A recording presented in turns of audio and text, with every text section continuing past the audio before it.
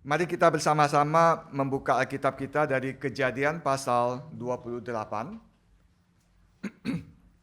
Kejadian pasal 28 kita akan membaca dari ayat 10 sampai 22.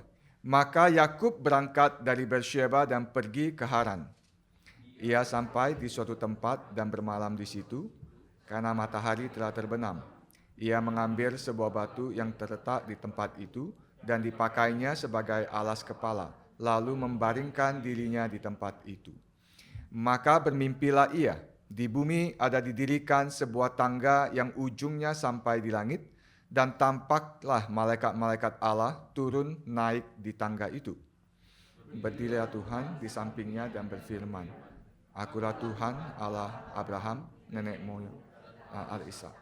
Tempat akan kuberikan kepadamu dan kepada keturunanmu. Keturunanmu akan menjadi seperti debu tanah banyaknya, dan engkau akan mengembang ke sebelah timur, barat, utara, dan selatan, dan olehmu serta keturunanmu semua kaum di muka bumi akan mendapat berkat. Dan aku akan melindungi engkau kemanapun engkau pergi, dan aku akan membawa engkau kembali ke negeri ini, sebab aku tidak akan meninggalkan engkau, melainkan tetap melakukan apa yang kujanjikan kepadamu. Ketika Yakub bangun dari tidurnya, berkatalah ia, Sesungguhnya Tuhan ada di tempat ini, dan aku tidak mengetahuinya. Ia takut dan berkata, Alangkah dahsyatnya tempat ini. Ini tidak lain dari rumah Allah, ini pintu gerbang surga. Keesokan harinya, pagi-pagi Yakub mengambil batu yang dipakainya sebagai alas kepala dan mendirikan itu menjadi tugu dan menuang minyak ke atasnya. Ia menamai tempat itu Betel, lalu nama Kudus. Lalu bernazarlah Yakub, jika Allah akan menyertai dan akan melindungi aku di jalan yang kutempuh ini, memberikan kepadaku roti untuk dimakan dan pakaian untuk dipakai, sehingga aku selamat kembali ke rumah ayahku. Maka Tuhan akan menjadi Allahku. Dan batu yang kudirikan sebagai tugu ini akan menjadi rumah Allah. Dari segala sesuatu yang engkau berikan kepadaku, akan selalu kupersembahkan 1/10 kepadamu. Bapak Ibu sekalian, mungkin kisah ini kita sangat familiar. Kita sangat, mungkin dari sejak sekolah minggu pernah diajari, diceritakan, khususnya kisah kehidupan Yakub.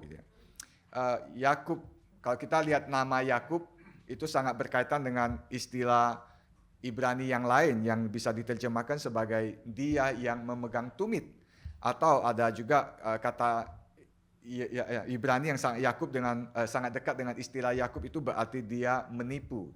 Dua aspek ini muncul di dalam narasi kehidupan Yakub.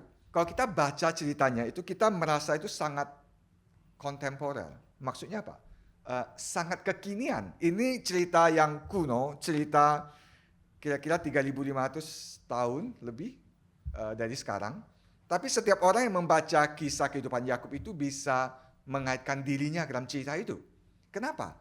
Karena pengejaran yang dikejar oleh Yakub itu adalah pengejaran yang dikejar oleh semua manusia. Siapa manusia yang tidak mau berkat? Siapa manusia yang tidak mau mendapat warisan double? Siapa manusia yang tidak mau dapat nama yang diwariskan? Siapa manusia yang tidak mau dicintai? Siapa manusia yang tidak mau diterima? Justru manusia itu mengejar semuanya itu. Bahkan manusia bisa melakukan hal-hal yang sangat merusak hanya untuk diterima orang, hanya untuk dicintai orang. Meskipun kita melihat Yakub itu seakan-akan mengejar berkat yang Tuhan janjikan, tapi berkat yang Tuhan janjikan itu juga sangat berkaitan dengan realita relasi orang tua dengan anak. Ada seorang penafsir mengatakan, apa sih yang dikejar oleh Yakub? Yakub itu sedang mengejar cinta papanya. Yakub itu sedang mengejar untuk diterima oleh Ishak. Siapa yang menjadi isi hati Ishak? Esau, bukan Yakub. Ishak mencintai Esau. Rebeka mencintai Yakub gitu ya. Maka sebagai satu orang yang hidup dalam konteks patriarki, cinta dari seorang ayah dicintai, diterima, atau bahkan dimanjakan oleh seorang ayah itu menjadi satu pengejaran yang sangat-sangat berkaitan dengan eksistensi hidup seseorang. Maka dalam kehidupan Yakub kalau kita pelajari, Yakub itu selama ini kan hidup bersama dengan orang tuanya, khususnya sangat dekat sama ibunya, mamanya, Mama Rebeka. Tapi dia sebenarnya belum pernah mengalami satu pergumulan yang kita sebut pergumulan eksistensi. Dia mengejar, dia mau mendapatkan, dan dia bisa menggunakan banyak trik. Dia bisa menipu Esau. Kalau mau ngomong menipu mungkin kita bisa pertanyakan, dia pintar atau dia licik gitu. Dan yang terjebak ya Esau, karena Esau juga ada maunya gitu. Tapi kalau kita mempelajari kisah Yakub, kita melihat ada sesuatu yang hilang, ada sesuatu yang belum ada dalam kehidupan Yakub yang dikatakan, yang kita sebut pengalaman eksistensial. Apa itu? Eksistensial itu sesuatu yang berkaitan dengan keberadaan kita, hidup kita. Kalau misalnya saat ini ada orang yang ngambil pistol dan taruh di kepala saya, gitu, maka dikatakan saya sedang mengalami krisis eksistensial, krisis yang bisa menentukan mati hidupku. Gitu. Maka pengalaman eksistensial itu bukan cuma pengalaman hal-hal yang biasa. Pengalaman eksistensial itu bisa punya dua dampak, yaitu pengalaman yang mengancam hidup seseorang atau pengalaman yang bisa mentransformasi atau mengubah hidup seseorang. Dan Yakub belum pernah mengalami ini. Setiap orang itu harus ada pengalaman eksistensial dalam kehidupan dia. Maka ada pengalaman-pengalaman dalam kehidupan kita yang harus bersifat eksistensial. Kalau enggak, kita akan menjalani hidup kita itu seperti roda yang terus berputar. Seorang anak di dalam perjalanannya, dia bisa diajar mengenai Tuhan dari sekolah minggu, mungkin dari bayi diceritakan, sampai sekolah minggu diajarin, sampai remaja ikut PA, sampai pemuda juga PA. Tapi mungkin dia belum pernah mengalami satu pengalaman eksistensi bersama dengan Tuhan. Maka jangan aneh kalau ada anak-anak atau ya remaja yang setelah pergi kuliah meninggalkan Tuhan, tidak lagi mau ke gereja. Kenapa? Karena selama ini dia cuma mengikuti rutinitas yang ada dan dia sama sekali tidak pernah mengalami eksistensi relasi dengan Tuhan. Dan Yakub kita tahu, Yakub percaya Tuhan nggak? Yakub percaya dong, pasti. Pasti Yakub tahu, pasti Yakub pernah diajar di sekolah minggu di rumahnya mungkin, pernah diceritakan bagaimana Abraham dipanggil oleh Tuhan, pernah diajarkan bagaimana Tuhan memimpin Abraham dan Tuhan memimpin Ishak gitu ya. Tapi Yakub yang selama ini hidup dalam keluarga, ya kita katakan keluarga Kristen gitu. Keluarga yang mengenal Allah, keluarga yang mengajarkan Allah kepada dia, belum pernah mengalami satu relasi eksistensi dengan Tuhan. Maka di dalam kisah kehidupan Yakub, dia melakukan apa yang kita anggap sesuatu yang sangat negatif, ya, menipu Esau, memanipulasi Esau, menipu Ishak untuk mendapatkan berkatnya, dan justru akhirnya dia mendapat konsekuensinya. Dia harus melarikan diri karena Esau mau membunuh dia. Esau sudah merancangkan kalau Ishak meninggal dia akan membunuh saudaranya. Gitu. Maka oleh sebab itu dia melarikan diri. Dan bagian ini mengatakan apa? Mengatakan di masa pelarian dia, di masa dia dikatakan sendirian, di satu tempat, dan belum disebut nama tempatnya gitu ya. Dan bahkan dikatakan malam hari, matahari terbenam. Bahkan dia harus, ya dikatakan tidur dengan kepalanya bersandar kepada batu. Gitu. Tapi apa yang mau dikatakan di bagian ini? Satu kontras yang begitu nyata dalam kehidupan Yakub, yang tadinya ada dalam satu keluarga yang dicintai oleh mamanya, yang menikmati hidup dalam keluarganya, yang mengejar berkat, tapi konsekuensinya adalah justru sekarang dia tidak mendapatkan apa-apa. Justru sekarang dia dikatakan sendirian, kesepian, di dalam kegelapan. Maka waktu penulis mengatakan matahari mulai terbenam, itu cara penulisan yang sangat-sangat indah, yang mau menggambarkan bukan cuman harafiah, realita bahwa matahari itu sudah mau terbenam, tapi mau menggambarkan kegelapan itu dialami oleh Yakub. Tak kala dia sendirian, tak kala dia begitu kesepian, ketakutan, maka di dalam bagian ini, gambaran ini menunjukkan kondisi Yakub yang justru sangat kontras dengan kehidupan dia sebelumnya. Dan ada ironisnya gitu. Waktu dia mengejar berkat, waktu dia melakukan penipuan dan dia mendapat berkat. Dia baru mendapat berkat dari ini, kita katakan doa berkat, ucapan yang keluar dari mulut Yakub, dari Ishak, dan Ishak itu tidak menyesal apa yang dia lakukan, meskipun dia tahu dia ditipu oleh Yakub. Karena kalau kita baca nanti waktu dia mengirim Yakub pergi ke padang Aran, dia mengucapkan berkat yang sama. Dia tidak menarik berkat itu. Dan dia sadar berkat itu memang Tuhan berikan kepada Yakub. Tapi realita yang ada saat itu apa? Realita yang ada saat itu adalah siapa yang mewarisi kekayaan Ishak? Siapa yang mendapat warisan dari Ishak? Bukan Yakub. Yakub nggak ada apa-apa. Kita tidak tahu, Alkitab tidak mencatat seberapa banyak bekal yang dibawa oleh Yakub waktu dia melarikan diri. Nggak mungkin segudang pasti.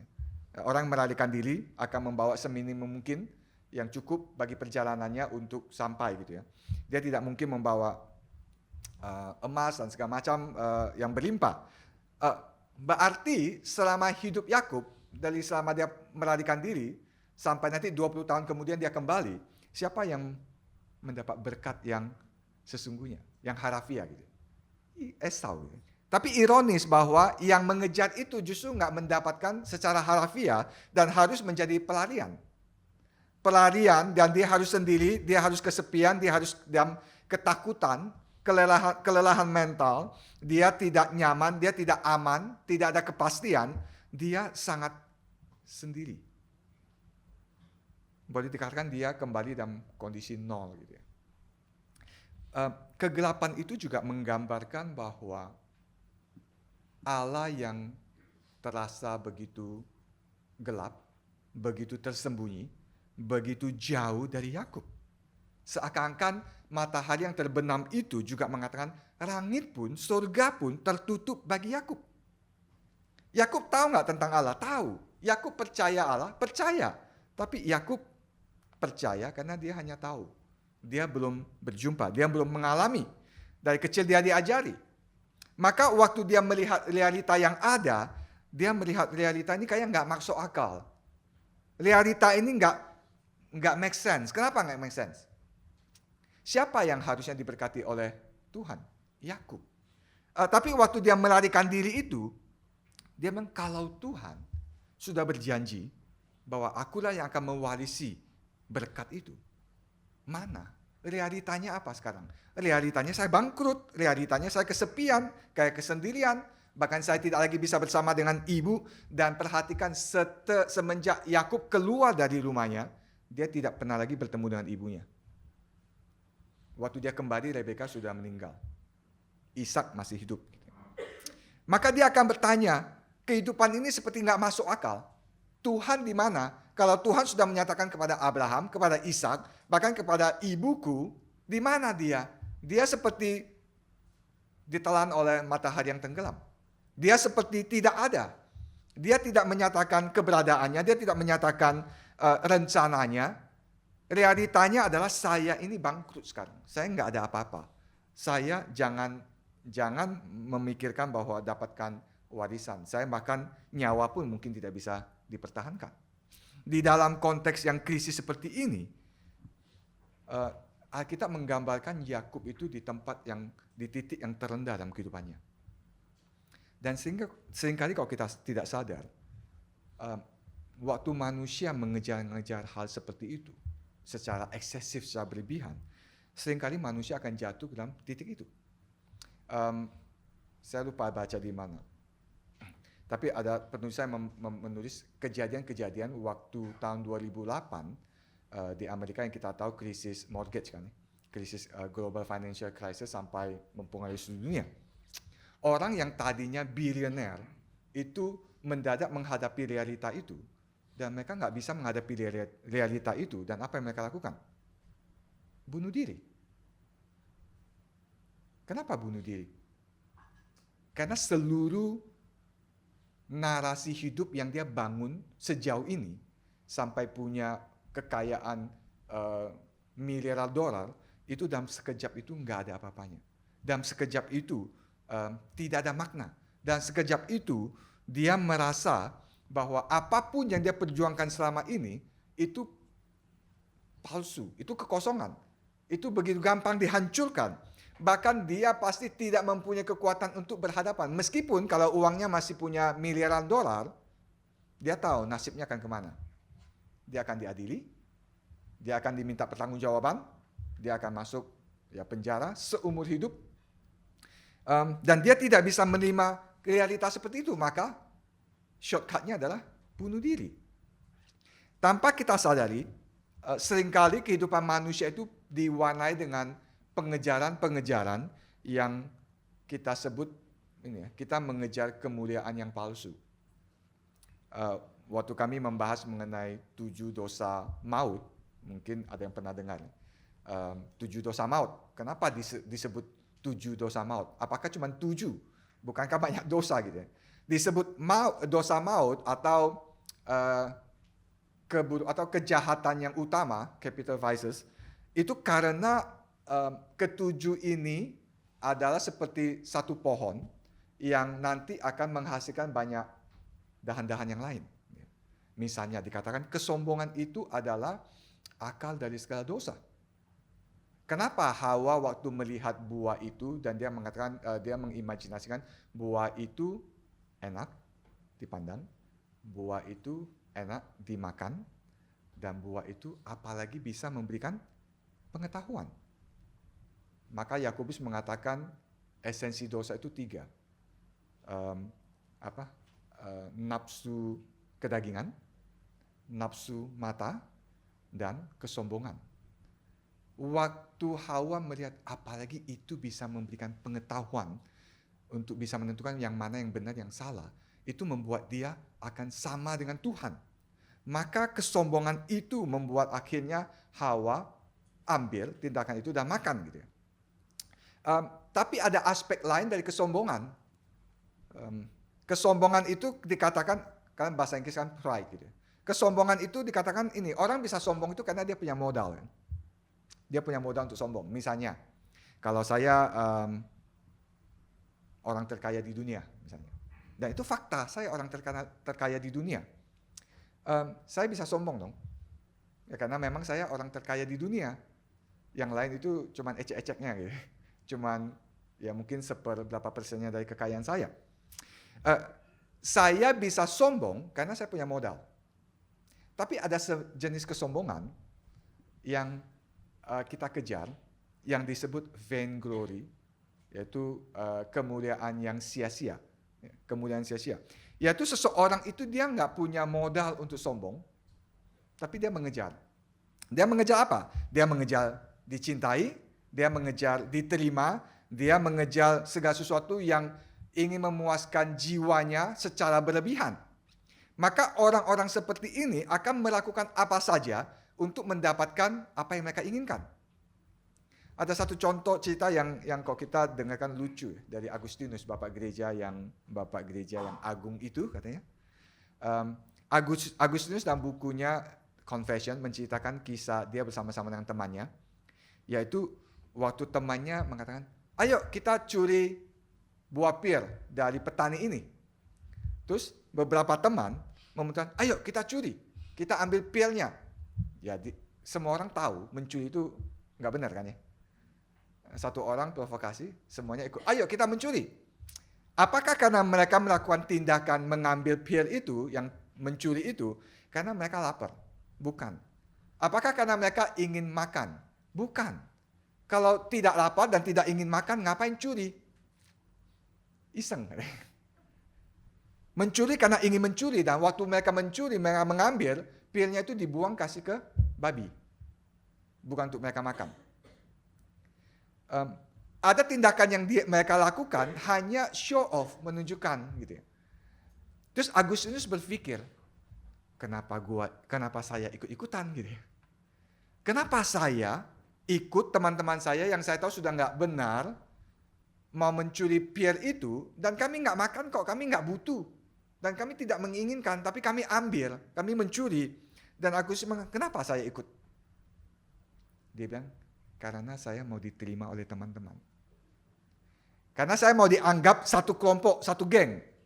Karena saya tidak mau berbeda sendiri dari mereka. Maka keinginan untuk dicintai oleh teman-temannya, keinginan untuk diterima oleh komunitasnya, membuat dia melakukan hal ini. Mencuri dan buahnya dikasih ke babi. Dan manusia sering melakukan itu. Orang tua sering melakukan itu. Orang tua bisa memakai anak itu sebagai sarana untuk kemuliaannya. Anak juga bisa menggunakan orang tua sebagai sarana untuk mengejar kemuliaannya. Sama-sama setiap orang mengejar yang disebut vainglory. Dan itu yang juga dikejar oleh Yakub. Cinta dan penerimaan dari ayahnya. Seakan-akan cinta dari mamanya itu nggak cukup. Kurang, cuman mungkin 40%. 60%-nya itu menggambarkan kekosongan hatinya. Maka kita sebagai manusia secara umum, apalagi sebagai orang Kristen, harus hati-hati terhadap pengejaran kita. Terhadap kenapa sih kita mau diterima orang?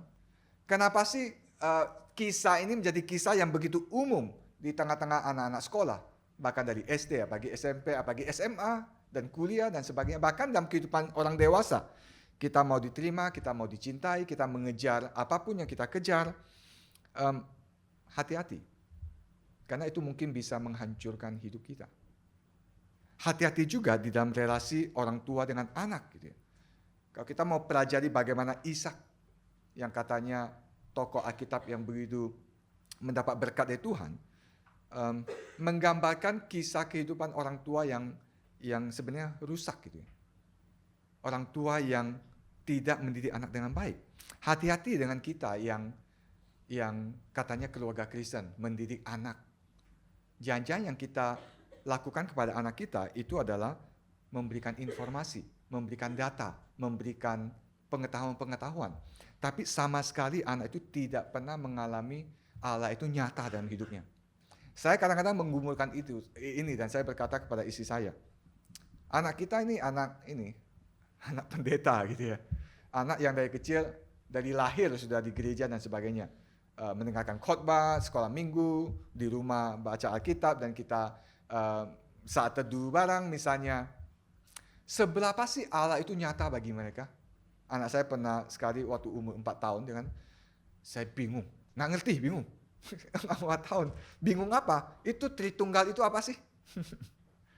Gimana apa itu Tritunggal? Allah itu apa? 1 atau 3? Umur 4 tahun gitu ya.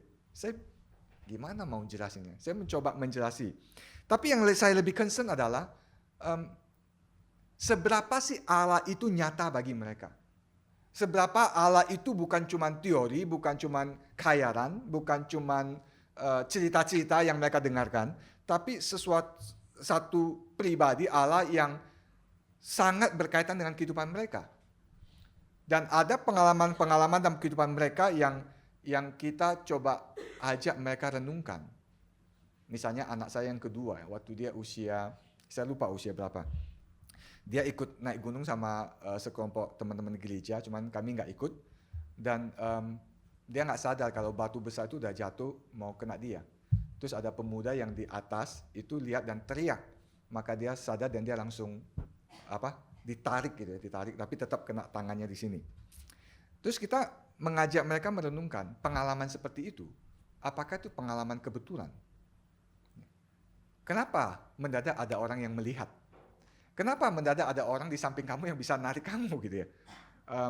Dan kita tahu dalam kejadian seperti kemarin yang katanya orang yang ditabrak mobil bimob itu, apakah dia nggak ada insting pada saat itu bisa langsung loncat kah atau melarikan diri kah? Enggak kan ya? Kadang-kadang ada sesuatu yang kita terlambat untuk berespon. Dan saya berkata kepada anak saya itu, kalau kita melihat secara fenomena seperti kebetulan, ada yang melihat kebetulan, ada yang seorang pemuda di samping kamu yang bisa menarik kamu kebetulan. Apakah itu kebetulan? Atau kamu tanpa sadar itu pemeliharaan Tuhan dalam hidupmu?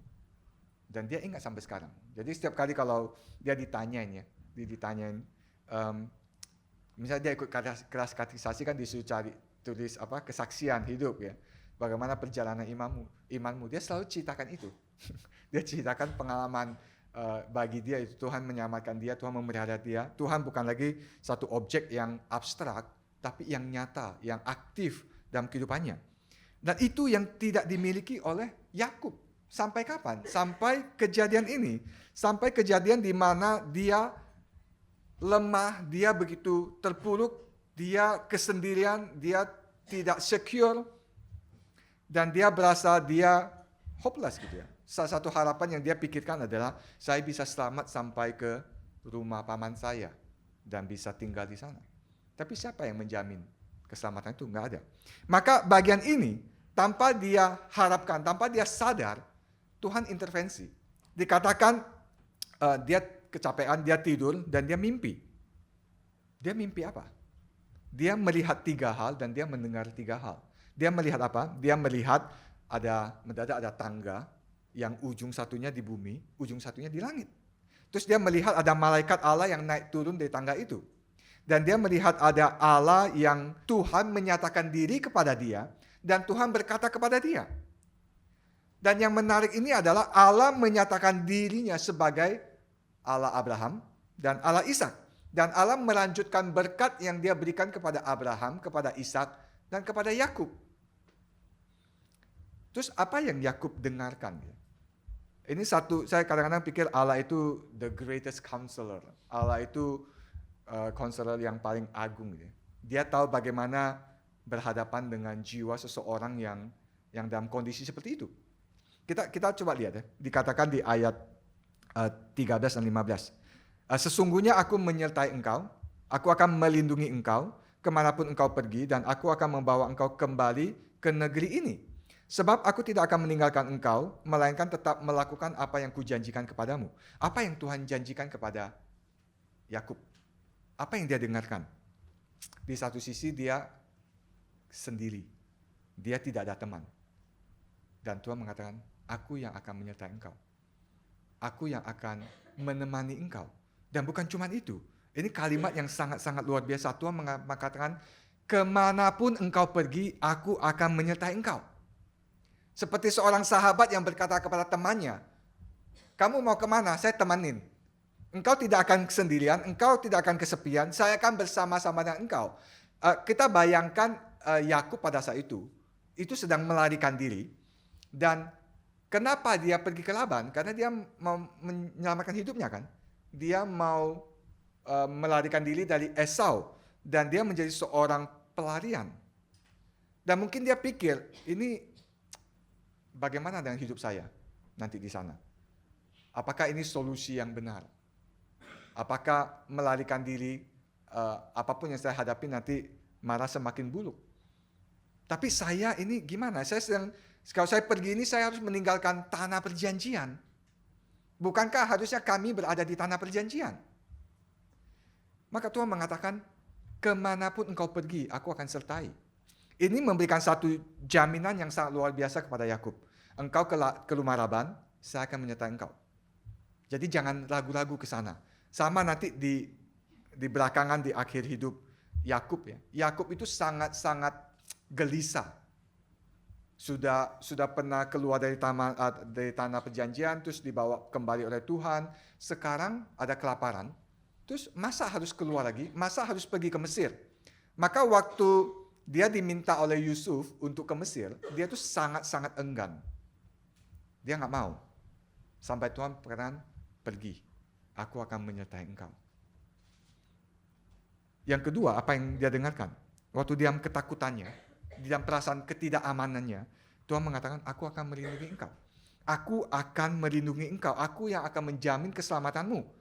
Aku yang akan memproteksi kamu. Kamu tidak perlu takut, tidak perlu gelisah, tidak perlu berasa tidak aman.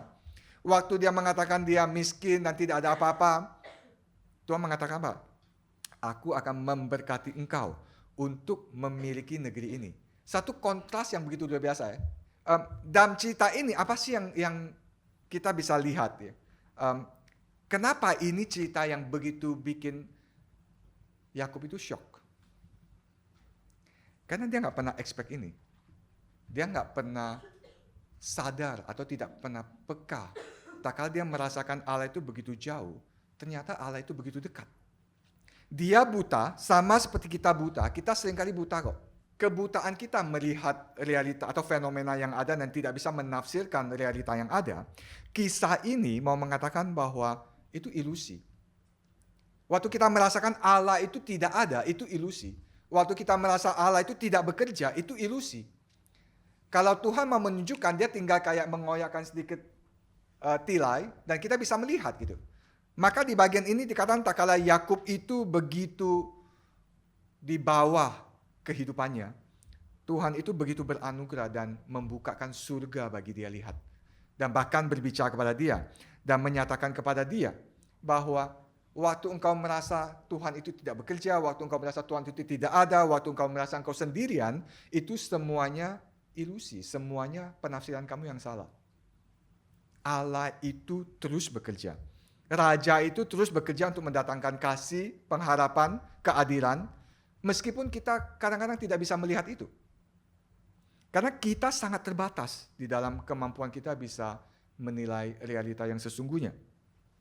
Maka Tuhan mengatakan, aku ada di mana-mana. Aku terus bekerja. Kadang aku kasih kamu lihat. Kadang sepertinya engkau ditinggal sendirian. Seorang hamba Tuhan yang sudah meninggal, Timothy Keller mengatakan, waktu kita punya perasaan kalau Tuhan itu kayaknya absent, Tuhan itu kayaknya nggak ada. Tuhan itu kok jauh, Tuhan itu sepertinya itu tidak bisa kita akses. Dia mengatakan, tak kala engkau punya perasaan itu, coba berpikir di sisi yang lain. Di sisi apa? Dia mengatakan, kenapa kamu punya perasaan itu? Orang lain nggak ada kok, orang lain nggak peduli gitu. Kenapa kamu punya perasaan itu? Apakah karena kamu dalam kesusahan, kesepian? Tapi kenapa dalam momen itu kamu punya perasaan seperti itu? Maka dia punya satu ide yang brilian. Dia mengatakan, mungkin perasaan yang ada dalam kita, waktu kita merasakan Allah itu jauh, Allah tidak ada, Allah tidak peduli, itu adalah undangan Tuhan yang sedang memancing kita, kesadaran kita untuk datang kepada Dia. Mungkin itu sebagai Tuhan sedang mentoel-toel kita. Sadar kembali. Waktu engkau merasakan Allah tidak hadir, waktu engkau merasakan Allah tidak ada, justru di saat itu engkau harus datang kepada Dia. Justru di saat itu engkau harus berdoa kepada Dia. Justru di saat itu engkau harus memohon kehadiran Dia. Bukan justru melarikan diri, bukan justru jauh daripada Dia. Kenapa kita seringkali buta? Ya karena kita punya perspektif yang terbatas. Seseorang waktu dia naik ke gunung, tempat yang tinggi, dia mungkin kalau waktu melihat di bawah, dia bisa melihat aliran sungai yang indah gitu ya. Tapi waktu dia di bawah, dia nggak lihat itu. Dia cuma lihat ini danau kecil. Sama. Tidak ada orang yang bisa naik setinggi seperti Tuhan sampai bisa melihat semua realita yang ada. Yang kita lihat itu hanya sepotong. Maka di bagian ini Tuhan mau mengatakan, tak kala engkau tidak bisa melihat, itu bukan berarti tidak ada. Tak kala engkau merasakan Allah itu absence, itu bukan berarti Allah itu absence. Hanya sebatas engkau tidak bisa melihatnya. Maka engkau harus datang kepada Dia dan meminta. Dan bagian ini bahkan Yakub pasif kan, Yakub tidak melakukan apa-apa. Tuhan yang berintervensi datang kepada dia. Maka bagian ini mengingatkan saya satu kalimat Paulus yang begitu-begitu indah. Dan kita mungkin hafal di Roma pasal 8 ayat 28. Paulus mengatakan, Tuhan segala sesuatu dikerjakan oleh Tuhan untuk mendatangkan kebaikan bagi orang yang mengasihi Dia. Waktu Paulus membahas itu, kita baca Roma pasal 8, Paulus sedang membahas mengenai orang Kristen yang bergumul. Yang hidup dalam realita dunia yang berdosa, yang bisa menangis, bahkan ciptaan Tuhan itu mengeluh. Karena kita hidup dalam realita dosa. Maka Paulus mengatakan, Tuhan bekerja dalam segala sesuatu untuk mendatangkan kebaikan bagi orang yang mengasihi Dia. Pertanyaannya adalah kenapa kalimat ini penting, bahkan sangat penting. Kalimat ini menjadi sangat penting karena kalimat ini dimunculkan oleh Paulus justru untuk memberikan pengharapan tak kala kita merasa tidak ada harapan, kita diingatkan bahwa Tuhan mengerjakan segala sesuatu untuk kebaikan orang yang mengasihi Dia. Dan segala sesuatu itu ya berarti segala sesuatu. Bisa sakit penyakit, bisa kesuksesan, bisa malapetaka, bisa apapun. Karena Dia makan segala sesuatu. Tapi kenapa kalimat ini juga penting? Kalimat ini juga penting untuk membangun kita supaya kita tidak tertipu kepada fenomena-fenomena yang kita lihat. Allah sepertinya gagal. Saya tidak ada harapan. Waktu saya mengatakan saya tidak ada harapan, waktu saya melihat dunia ini seperti gelap, maka Paulus katakan, ingat, Tuhan sedang bekerja. Dan Tuhan mengerjakan segala sesuatu untuk kebaikan kita. Waktu saya ini menghadapi sesuatu yang menggoncang iman saya, Paulus katakan ingat kalimat itu, karena kalimat itu yang menguatkan imanmu, bahwa meskipun fenomena yang kau lihat itu berlawanan dengan apa yang kau imajinasikan, tapi Tuhan terus bekerja. Saya pikir ini satu aspek yang sangat penting. Apalagi Tuhan tidak selalu menjawab pergumulan kita dan memberikan jawaban yang pleng kita tahu semuanya, enggak. Tapi Tuhan juga memberikan satu sarana. Satu sarana apa? Yang Alkitab katakan ratapan. Menangis di hadapan Tuhan. Berteriak di hadapan Tuhan. Waktu aku tidak bisa melihat, aku bisa datang kepada Tuhan, menangis dan berteriak kepada Dia dan meminta tolong untuk Dia membantu saya untuk bisa melihat. Waktu aku tidak bisa punya hikmat untuk mengerti semuanya ini, saya bisa datang dan berteriak dan memohon kepada Dia untuk memberikan hikmat kepadaku. Waktu aku begitu lemah dan imanku begitu tergoncang, aku bisa datang kepada Dia, berteriak kepada Dia, menangis kepada Dia, dan meminta Dia untuk menolong saya untuk tetap beriman dan taat kepada Dia. Itu ratapan. Dan itu ratapan yang penuh yang dinyanyikan di Mazmur, di kitab ratapan dan sebagainya. Di bagian ini, Allah yang berinisiatif, Allah yang datang kepada Yakub, justru di momen dia kesendirian, dan Yakub kaget. Dan Yakub mengatakan, betapa menakjubkannya ini. Ada perasaan kagum, tapi juga perasaan gentar. Ada dua yang Yakub nyatakan di sini. Kenapa? Ternyata tempat ini adalah rumah Tuhan. Kehadiran Tuhan nyata di sini. Tempat ini kan nggak dikasih nama sebelumnya. Baru belakangan nanti dikatakan ini Luz, nama kotanya sebelum dikasih Bethel gitu. Tempat yang umum, yang biasa-biasa, yang tidak ada istimewanya, mendadak menjadi satu tempat yang begitu menakjubkan, begitu istimewa. Kenapa? Karena kehadiran Tuhan. Tempat itu menjadi tempat yang dikatakan sakral, tempat yang kudus, karena kehadiran Tuhan. Jadi yang namanya kudus itu bukan hanya sebatas, ada satu tempat atau satu barang atau satu benda yang dikhusus atau dikuduskan atau yang punya kuasa magic atau apapun, enggak. Yang namanya tempat kudus atau segala sesuatu yang kudus itu adalah hal yang biasa tapi menjadi luar biasa, menjadi begitu mulia, menjadi begitu sakral karena kehadiran Tuhan di sana. Saya ambil contoh, di depan kita ada perjamuan kudus. Kenapa disebut perjamuan kudus? Kenapa? Karena rotinya itu, kalau kita uji komposisinya, materinya, itu lebih kudus daripada roti-roti yang dijual di tempat lain, Pak. Enggak gitu ya. Karena ini kainnya itu putih, lebih kudus daripada kain-kain yang lain, lebih kudus dari baju putihku. Enggak. Karena anggur yang dipakai itu anggur terkudus di seluruh dunia. Bukan. Kenapa disebut perjamuan kudus? Karena waktu kita datang berpartisipasi di dalam memakan roti dan meminum anggur itu, kita memakannya bersama-sama dengan Kristus yang hadir. Kehadiran Kristuslah yang membuat ini kudus. Bukan rotinya, bukan anggurnya, bukan mejanya, bukan tapraknya. Bukan. Kehadiran Kristus ini membuat perjamuan ini menjadi perjamuan kudus. Tempat ini hanya ruko biasa gitu. Ruko ini bisa dijadikan nightclub. Ruko ini bisa dijadikan apapun, kantor dan sebagainya. Dan ruko ini pada dirinya sendiri nggak ada apa-apanya. Hanya batu dan tembok dan segala yang ada. Tapi kenapa kita bisa mengatakan ini tempat yang kudus? Karena ini tempat dipakai khusus untuk beribadah, menyembah Tuhan, dan kehadiran Tuhan ada di sini. Meskipun sekali lagi, kita nggak bisa melihat mana kehadiran Tuhan. Calvin mengatakan kehadiran Tuhan baik di perjamuan kudus itu bersifat rohani, bukan sesuatu yang jasmani gitu. Maka Yakub itu kaget. Ternyata tempat ini, tempat yang biasa, tempat yang nggak ada istimewanya, itu adalah begitu sakral. Maka ini punya satu konsep yang sangat penting bagi kita sebagai orang Kristen, bahwa hidup kita yang biasa, itu bisa menjadi hidup yang kudus, hidup yang sakral, pekerjaan kita yang biasa, bisnis kita yang biasa, keluarga kita yang biasa, apapun hal-hal yang biasa yang kita lakukan dalam kehidupan kita, itu bisa menjadi sakral, menjadi kudus, jikalau ada kehadiran Tuhan di situ.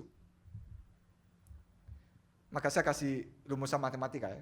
Hidup kita ditambah kehadiran Tuhan, itu menjadi temple of God, menjadi tempat sakral.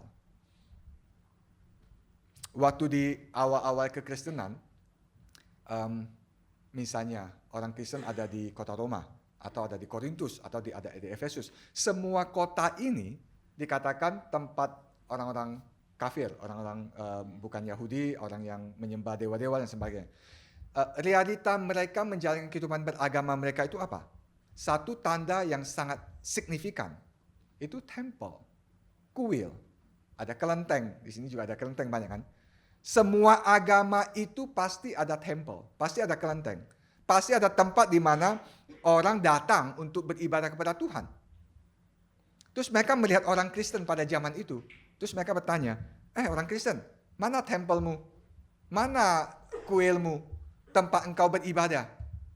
Terus orang Kristen saling lihat kiri kanan, kita nggak ada temple, kita nggak ada kuil. Agama apa? Itu Tuhan apa? Nggak ada kuil, nggak ada temple. Tapi Paulus mengatakan, tubuhmu adalah bait Allah. Kita nggak ada temple yang gedung-gedung itu. Tapi karena temple Allah itu, bait Allah itu adalah tubuh kita. Yang jasmani, yang fisik. Di mana Allah hidup di dalam kita. Maka di bagian ini, kita bisa bayangkan, banyak temple di sini, kalau kita benar-benar Kristus, dan temple itu berjalan-jalan di seluruh dunia. Bukan cuma di satu tempat. Maka kehidupan kita yang ordinary itu, kalau Tuhan hadir, itu menjadi sesuatu yang sakral. Itu menjadi satu manifestasi akan kehadiran surga ada di bumi. Kan kita berdoa, Bapa kami yang di surga, dikuduskanlah namamu, datanglah kerajaanmu, jadilah kehendakmu di bumi seperti di surga. Kita ingin apa yang ada di surga itu hadir di bumi. Melalui apa? Yang terutama melalui Kristus, yang kedua melalui gerejanya, melalui orang-orang percaya. Maka ada seorang penyanyi bernama David Foster. Waktu dia pergi ke gereja Mormon, mungkin dia berkunjung. Kita tahu kita nggak setuju dengan gereja Mormon, tapi kita tidak bisa menyangkal gereja Mormon itu punya kur yang begitu baik. Maka David Foster itu datang ke gereja Mormon dan dia mendengarkan kur menyanyikan lagu Lord's Prayer, doa Bapa kami. Waktu dia mendengarkan puji-pujian itu, dia mengeluarkan satu kalimat yang mengagetkan. Dia mengatakan, ini pengalaman pertama saya begitu dekat dengan surga. Hanya mendengarkan puji-pujian itu. Apakah dia Kristen? Saya nggak tahu. Tapi dia bisa mengatakan itu. Waktu menikmati pujian itu, saya itu menikmati surga. Dan kapan surga itu turun? Yaitu surga turun waktu dalam kehidupan kita yang biasa-biasa, dan puji-pujian kita yang biasa-biasa, dan pekerjaan yang kita biasa-biasa, kehadiran Tuhan itu dinyatakan. Itu surga. Termasuk dalam perjamuan kudus. Kehadiran Kristus itu hadir. Tak kala kita bersama-sama menikmatinya. Dan kenapa Yakub kaget? Karena dia pikir, kok saya masih hidup? Kalau saya sudah mengalami semuanya ini dan saya sudah berjumpa dengan Allah sendiri, kenapa saya masih hidup? Apa rahasianya yang membuat Yakub itu masih hidup? Ini sangat penting. Di setiap cerita agama-agama kuno, bahkan sekarang gitu ya. itu selalu ada konsep bahwa manusia itu ingin datang kepada Allah, kepada dewa-dewa. Manusia itu ingin naik ke surga, kira-kira begitu. Maka di dalam setiap penyembahan itu pasti ada sesuatu yang dibangun yang bersifat naik ke atas. Contoh misalnya nama Babilonia. Nama Babylon itu dari kata Bab Ilim, itu berarti pintu gerbang para dewa.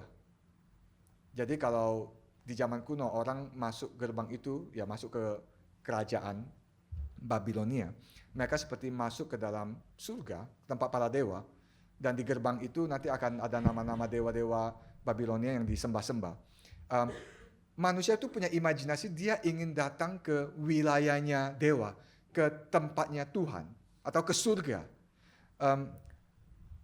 Maka ada, misalnya kalau kamu Bapak Ibu search di Google ada nama zigurat. Zigurat itu dibangun, nanti ada bertahap naik ke atas, naik ke atas, naik ke atas, dan sampai di atas itu persembahan itu diberikan di sana.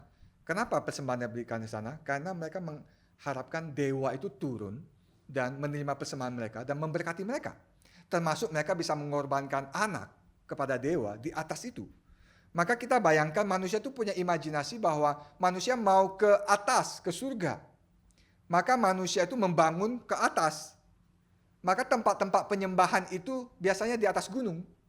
Gunung Kawi misalnya. Termasuk bait suci di Yerusalem. Yerusalem itu posisinya di atas.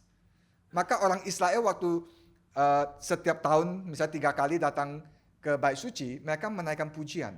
Pujian itu disebut pujian perjalanan naik ke atas. Ascension gitu. Naik ke atas ke bait suci ke Yerusalem. Karena di ataslah manusia mengharapkan bertemu dengan Tuhan. Tuhan menyatakan diri kepada Musa di atas gunung Sinai. Tuhan Yesus menyatakan kemuliaannya transfigurasi di atas gunung. Maka mindset di atas itu, manusia naik ke atas. Itu gambaran manusia itu ingin mendapatkan surga. Ada satu gambaran yang menarik dari film The Myth, gitu. Film Jackie Chan, menceritakan Qin Shi Huang, raja pertama yang menyatukan kerajaan Cina, itu mau mati. Dan dia mengirim pasukannya untuk mendapatkan pil, namanya obat atau pil yang bisa memberikan kekekalan. Maka singkat cerita di akhir cerita itu yang jahat itu bisa menerobos tempat itu dan digambarkan ada tangga putih yang naik ke atas. Gitu.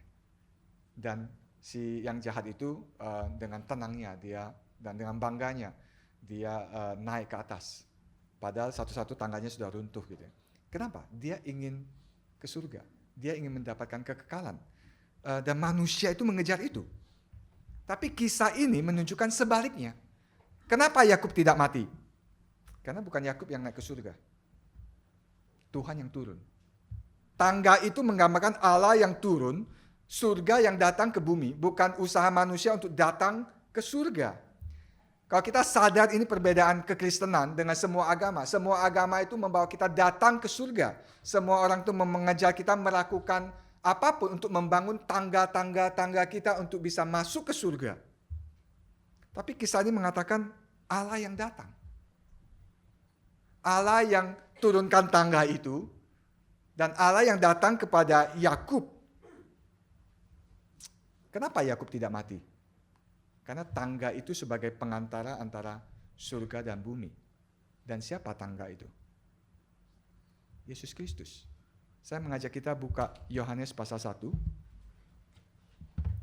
Yohanes pasal 1. Kita tidak tahu kenapa Filipus itu duduk di bawah pohon. Apakah dia sedang kesepian atau dilema atau mencari solusi atau ingin ke surga, tapi ya lihat dia duduk di bawah pohon dan Tuhan Yesus tahu.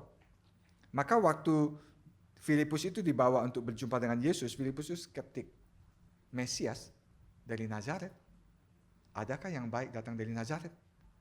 Dan dalam perjumpaan dengan Yesus, Tuhan Yesus mengatakan ini di ayat yang ke-48. Kata Natanael kepadanya, bagaimana engkau mengenal aku? Jawab Yesus kepadanya, sebelum Filipus memanggil engkau, aku telah melihat engkau duduk di bawah pohon ara. Kata Nathanael kepadanya, Rabi, engkau anak Allah, engkau raja orang Israel. Yesus menjawab, katanya, karena aku berkata kepadamu, aku melihat engkau di bawah pohon ara, maka engkau percaya. Engkau akan melihat hal-hal yang lebih besar daripada itu. Lalu kata Yesus kepadanya, aku berkata kepadamu, sesungguhnya engkau akan melihat langit terbuka dan malaikat-malaikat Allah turun naik kepada anak manusia. Kenapa ya Tuhan Yesus mengambil kisah Yakub, mimpi Yakub itu kepada Filipus? Apakah Filipus itu mengalami hal yang sama seperti Yakub? Tidak jelas. Apakah Filipus itu menantikan Mesias? Apakah Filipus itu mendamba-dambakan atas surga datang bumi? Dan Tuhan Yesus menjawab kepada Filipus, engkau akan melihat bahwa sesungguhnya langit terbuka dan malaikat akan naik dan turun kepada anak manusia. Maksudnya kalimat itu, malaikat itu akan naik dan turun melalui anak manusia. Bahkan anak manusia itu tangganya. Anak manusia itu adalah jembatan antara surga dan bumi. Anak manusia itu yang menghadirkan surga ke dalam bumi ini. Maka kenapa Yakub tidak mati? Dia mengatakan, karena Allah beranugerah kepadanya dan nanti digenapi dalam diri Yesus Kristus bahwa Kristuslah jembatan manusia datang kepada Allah. Atau lebih tepat, Yesuslah Allah yang datang kepada manusia. Yesuslah yang menjadi pencarian dari semua orang. Yesuslah menjadi pencarian dari semua agama. Oleh sebab itu, di dalam anugerah itu, Allah memelihara hidup Yakub dan tidak membunuh dia. Pengalaman eksistensi ini yang sangat dibutuhkan oleh setiap orang Kristen. Kedatangan Kristus itu mengajak kita untuk berhenti mengejar hal yang sia-sia. Kedatangan Kristus itu mengajar kita untuk berhenti membangun tangga-tangga kita untuk mencapai surga. Apapun tangga itu. Mungkin reputasi kita, kehormatan kita, kegiatan agama kita, segala hal yang kita lakukan untuk menunjukkan bahwa kita hidup kudus, segala hal yang kita lakukan menunjukkan bahwa saya layak diterima oleh Tuhan. Kristus mengatakan, hancurkan semuanya itu. Stop melakukan semua itu. Stop mencari semua yang sia-sia itu. Aku yang datang kepadamu. Dan waktu aku datang kepadamu, aku yang akan memberkati engkau. Tapi Yakub ini. Dia masih harus melalui proses-proses yang lain. Dan kisah ini ditutup dengan satu yang agak kontras. Tak kala Tuhan datang kepada dia tanpa syarat dan memberikan dia anugerah, dia berkata kepada Tuhan, kayak nego Tuhan. Tuhan, jika engkau menggenapi apa yang engkau janjikan kepadaku, maka engkaulah Allahku. Lihat. Di dalam kisah seperti ini pun, Yakub belum memutuskan, Yahweh engkau Allahku. Belum. Dia mengatakan, kita lihat nanti. Apakah engkau menggenapi apa yang engkau janjikan? Kalau iya, maka engkau akan menjadi Allahku. Kisah itu nanti dilanjutkan di pasal-pasal selanjutnya. Tapi itu manusia. Manusia selalu bargain, manusia selalu mencari, manusia selalu melakukan sesuatu supaya manusia itu seakan-akan layak diterima oleh Allah, dan manusia membangun dirinya supaya dia diterima oleh manusia yang lain, diterima oleh Allah. Dan justru kisah ini menghancurkan semua itu. Perjamuan kudus itu mengingatkan kita, stop mencari itu. Karena tidak ada seorang pun yang layak untuk datang dalam perjamuan kudus ini. Tidak ada seorang pun yang layak untuk makan roti dan minum anggur itu. Itu diberikan kepada kita sebagai anugerah yang cuma-cuma. Maka perjamuan kudus juga mengingatkan kita untuk stop mengejar yang sia-sia. Stop untuk melakukan segala sesuatu supaya engkau seakan-akan kelihatan indah, baik, bagus, diterima oleh Tuhan. Tuhan mengatakan, stop semua itu, karena aku sudah berikan kepada kamu. Tubuhku sudah dipecah-pecahkan, darahku sudah dicurahkan, aku sudah memberikan itu kepadamu, aku sudah menerima engkau, aku sudah membebaskan engkau dari semua pengejaran ini, sehingga engkau bisa hidup bebas. Engkau bisa hidup bebas untuk menikmati relasi dengan aku. Engkau bisa hidup bebas bukan untuk mengejar semua itu, tapi justru kehidupan yang bebas itu membuat engkau membangun hidup yang semakin berkenan kepada Tuhan. Kehidupan yang bebas itu membuat engkau bisa menikmati kehadiran Allah. Bahkan kehidupan bebas itu membawa engkau hidup dengan kehidupan yang nyata bahwa Allah hidup dalam dirimu. Maka Agustinus itu satu contoh yang menarik. Dia menghentikan semua pengejaran itu karena dia tahu itu pengejaran sia-sia. Maka dia tulis di Confession dengan panjang lebar. Dia mengatakan, Tuhan, Engkau menciptakan kami bagi dirimu. Dan kami tidak akan menemukan peristirahatan, kebebasan. Sampai kami menemukannya di dalam Engkau.